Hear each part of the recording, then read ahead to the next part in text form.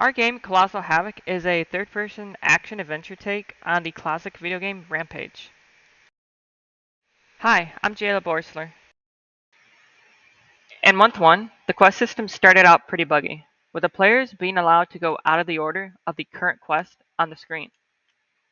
This would lead to quests not being updated when they should, and also the stars that the player had to collect would not disappear once the player interacted with them.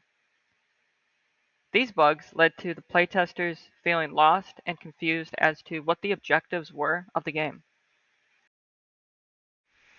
In month 2, I created my own turret.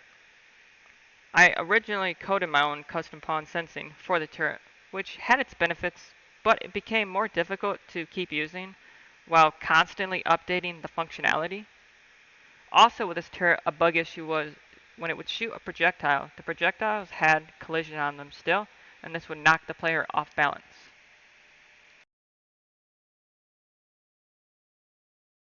To fix the bug with the player going out of order with the current quest, I made a quest map that the player can access to see all the objectives and take them on at their own rate.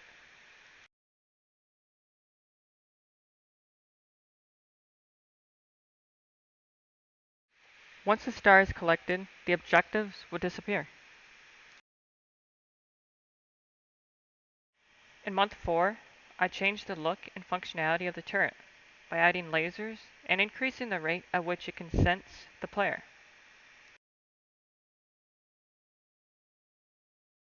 Hello, my name is Corbin Daniels of Team Magnificent Tiger.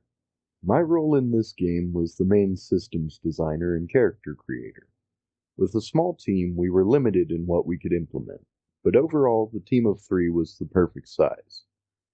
We did have some scheduling issues, of course. 3 people, all in different time zones, and 2 of them on night shifts. That was bound to happen. It was our biggest obstacle. But we more than made up for this in our team communication. I created blueprints and combat systems, and I made a video showing my team how to use them, and in turn they would do the same for their respective roles. The teamwork was constant. Discord and Jira kept us connected and informed.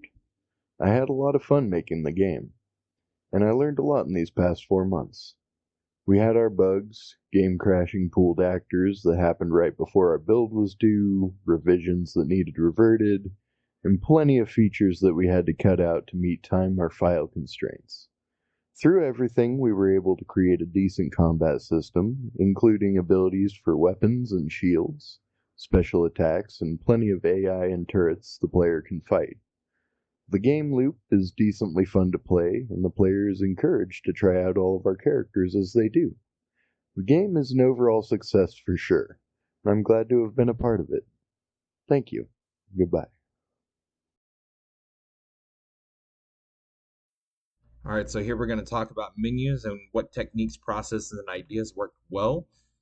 We made widgets and got them to connect and work well between going forward and backward between screens, and also even got a loading screen in there.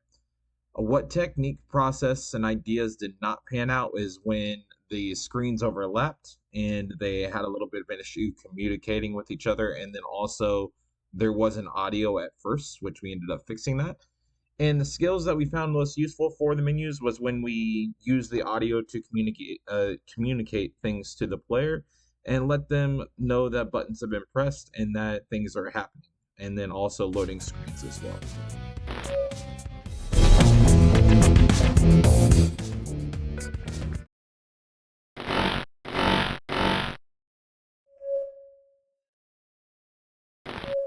All right, on this one, we're going to cover the in-game UI. So what techniques, processes, or ideas worked well was moving the things around on the screen to be in a proper spot.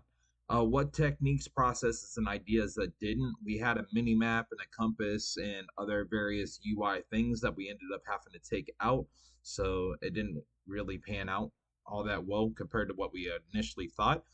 And the skills that we learned was like how to utilize and make various different things for the UI for an in game to make the player enjoy the game just by a visual representation of what is in the game.